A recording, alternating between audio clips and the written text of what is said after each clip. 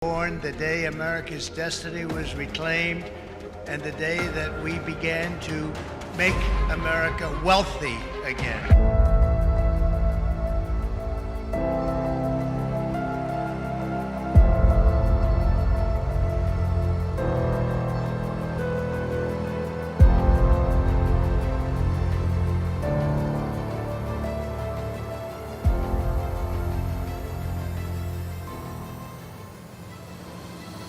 Presiden RI Prabowo Subianto mengaku tidak takut dengan kebijakan Presiden Amerika Serikat Donald Trump yang menaikkan tarif impor. Prabowo Subianto mengaku percaya diri bahwa Indonesia tidak terlalu bergantung dengan asing untuk bisa menjadi negara yang maju. Hal itu diungkapkan Prabowo Subianto saat berbincang dengan para pemimpin media massa seperti dimuat YouTube Harian Kompas pada Senin 7 April. Prabowo Subianto tidak menampik, bisa jadi pasar saham Indonesia jatuh lantaran kebijakan Donald Trump. Saat ini, kata Prabowo Subianto, pasar saham Amerika Serikat juga mulai merosot karena kebijakannya sendiri. Namun, kata Prabowo, dirinya meyakini fluktuasi dalam pasar saham adalah hal yang biasa, sehingga bisa jadi setelah dihantam badai kenaikan tarif impor Amerika Serikat, pasar saham bisa kembali membaik. Terpenting, kata Prabowo Subianto, yang harus menjadi sorotan, Indonesia memiliki modal kuat lainnya dalam hal ekonomi. Maka Prabowo Subianto meminta masyarakat Indonesia agar percaya diri. Terlebih saat ini Indonesia berada di posisi yang baik dalam hal ekonomi, baik perihal pengendalian inflasi dan utang. Prabowo juga tidak menampik ekonomi Indonesia mungkin akan terdampak dengan kebijakan Donald Trump, terutama di industri padat karya seperti furnitur, sepatu, dan garmen. Namun, kata Prabowo Subianto, hal itu harus dihadapi. Pemerintah juga menjamin akan mencari pasar baru untuk industri tersebut. Ia mengakui selama ini Indonesia terlalu terlena dengan pasar Amerika Serikat. Maka saatnya, kata Prabowo Subianto, sudut pandang Indonesia harus berubah, termasuk soal sudut pandang ekonomi mandiri. Mau jawab pertanyaan Anda, saya pisahkan antara program Presiden Trump, ya, yang pasang tarif hampir ke seluruh dunia, ya kan? Dan masalah pasar modal. Ya, kalau saya punya pandangan tertentu. Pertama saya bicara pasar modal dulu. Pasar modal itu adalah pasar. Ya. Pasar saham. Pasar saham itu dipengaruhi oleh mekanisme pasar. Kadang-kadang naik, kadang-kadang turun. Ya kan? Ada siklus, dan itu berjalan. Orang yang masuk pasar saham, dia tuh cari untung secepat-cepatnya. Ya. Ini kalau kita bedakan dengan direct investment.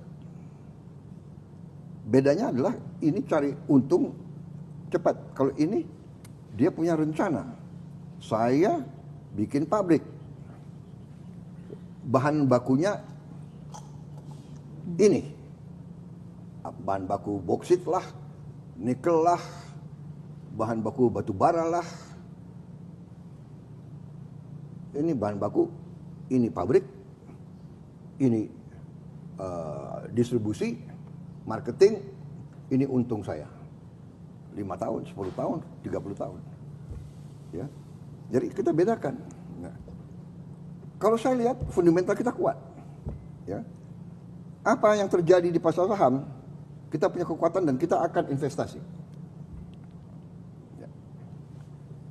Orang selalu bicara kalau pasar saham jatuh. Kalau pasar saham naik, orang diam. Iya kan? Waktu sempat berapa hari yang lalu kan turun. Wow. Ya, ekonomi Indonesia kacau, gelap, Prabowo gagal, bla bla bla. Begitu berapa hari naik lagi, diam, nggak ada yang komentar. Sekarang pasar saham di Amerika merah, turun jauh sekali. Tapi pandangannya Trump adalah enggak, ini iya tapi pada saatnya akan naik lagi, gitu. Karena dia melakukan hal-hal yang dia anggap memperkuat ekonomi Amerika. Ya, ini jawaban saya soal pasar modal. Jadi makanya saya tuh nggak terlalu takut sama pasar modal. Ya. Karena Indonesia punya kekuatan itu yang kita sadar ya, kita jangan punya rasa rendah diri. Kita kayaknya diprogram bangsa kita, elit kita juga, bahwa kita ini lemah, kita kalah, kita ini dijajah, kita ini hebat gitu. Loh, kita hutang besar, hutang kita dibandingkan dengan banyak negara, hutang kita salah satu yang secara perbandingan itu terkecil di dunia. Hanya 4-5 negara lebih kecil dari kita. Iya kan? Inflasi kita terendah di dunia. Orang-orang ingin belajar bagaimana Indonesia mengendalikan inflasi. Anda lihat inflasi Turki 44%. Dia udah hebat ini, dia turun dari 85%. Argentina 117%, dia udah turun. Nggak tahu 300% dia. Jadi kita ini harus jangan terlalu takut bahwa dunia ini tidak baik-baik saja. Kita penuh dengan kesulitan. Kita penuh dengan, terus terang aja kita koreksi diri ya sebagai bangsa selama 30 tahun ini kita banyak melakukan blunder. Kita akui saja. Jangan salah siapa presiden. Masa satu presiden bertanggung jawab atas semua? Ini banyak blunder. Dan ini juga salah. Saya juga, hey, para teknokrat, hey, para profesor, hey, para guru besar, kenapa kau tidak koreksi? Kenapa kau tidak ingatkan pada saat dilakukan penyimpangan, pada saat dilakukan blunder, ya kan? Yang macam-macam lah kita bisa uraikan. Ya, jadi itu satu. Nah, kedua masalah Trump. Ya, masalah Trump ini kita harus lihat nanti. Mungkin kita akan mengalami dampak yang berat, mungkin. Terutama yang bisa kena adalah industri tekstil, sepatu, garment, dan furniture. Ya, ini berat karena ini padat karya. Tapi kita akan cari jalan keluar. Kita harus berani mencari pasar baru. Kita ini terlalu manja juga sih. Ya, kita tuh selama ini tertarik oleh ekonomi Amerika, benar, karena ini kan sistem ekonomi yang Amerika ajarkan kepada kita, kan? Iya kan? Free market, benar nggak? Globalization, iya kan? There are no borders. Mereka ajarkan kepada kita. Kita murid yang setia. Ya kan? We follow what they teach us. All the time. The 60s, the 70s, the 80s, the 90s, 98, 99 kita ikut IMF. Paling setia, paling loyal.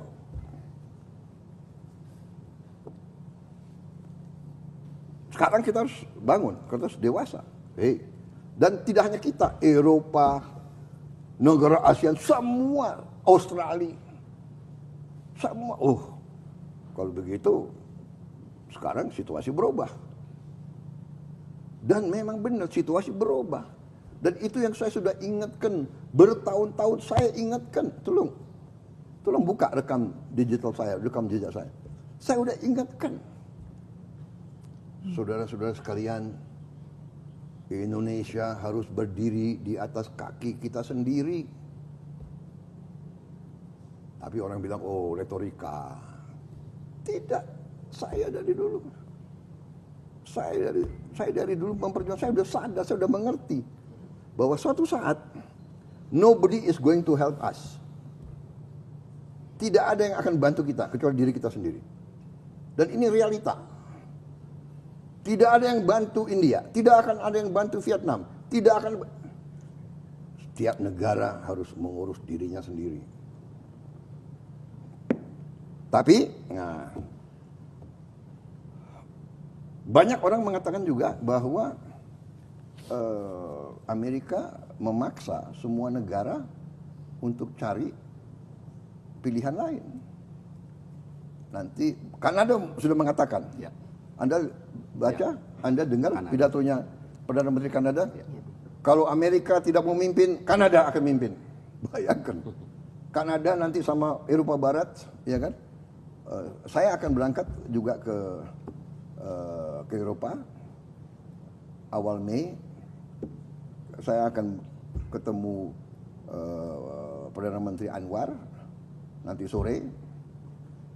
Kita koordinasi, kemarin Menteri Menko Perekonomian Pak Airlangga dari Kuala Lumpur koordinasi, nanti Menteri-Menteri ASEAN juga akan koordinasi, dan kita terus hubungan negosiasi. Saya akan kirim Pak Airlangga ke Washington, kita sudah punya kontak dengan tokoh-tokoh di Washington, kita akan diskusi. Negosiasi. Hah? Untuk negosiasi. Ya, kita akan negosiasi. Kita bilang, loh, tapi satu hal yang saya ingin sampaikan. Amerika sebenarnya punya hak. Ya. Karena dia ingin membela Kepentingan nasional. kepentingan nasional dia. First. Ya kan? Bayangkan negara-negara lain punya surplus $300 miliar, $200 miliar, $100 miliar, ya kan? Benar nggak? Ya, dibenarkan oleh WTO juga. Iya kan? Kita ini termasuk surplus yang Kecil. tidak terlalu besar, $18 miliar. 17,3. Ya, tapi maksud saya juga ya, pengusaha-pengusaha kita juga harus istilahnya punya long term planning, ya, dan tidak tergantung kepada satu pasar yang enak. Iya kan? Iya kan? Iya, ya. Kita harus berani. Kenapa kita tidak ke Afrika? Diversifikasi Afrika itu the new emerging market. market of the world. Afrika loh. Jumlah penduduknya besar, resourcesnya banyak, ya kan? Kebutuhannya banyak. Ada pengusaha-pengusaha kita yang berani ke Afrika, ya kan? Benar nggak? Salim Group, dia di mana-mana di Afrika itu. Mereka sekarang hobinya makan Indomie.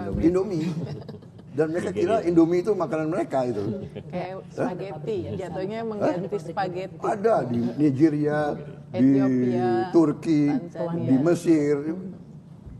Jadi kita we have to look for new market, benar nggak? Yang kita concern hanya memang apa itu garment, sepatu, ya kan? Itu yang dua concern. Tapi, nah ini bagian ya. Makanya masalahnya adalah kita harus berani, dan saya bertekad untuk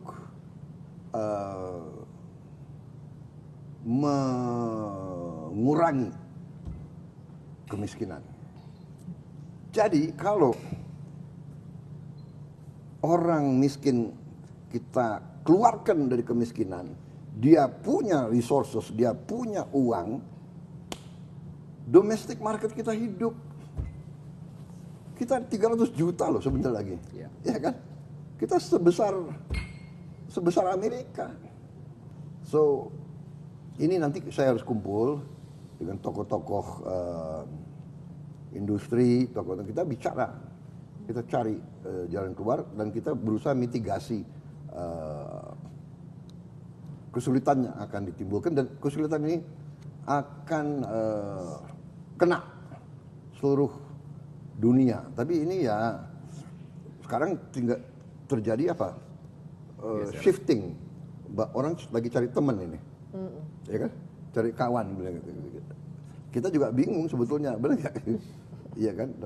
Tapi dalam arti kita mengerti bahwa mereka concerned bahwa ekonomi mereka tidak produktif.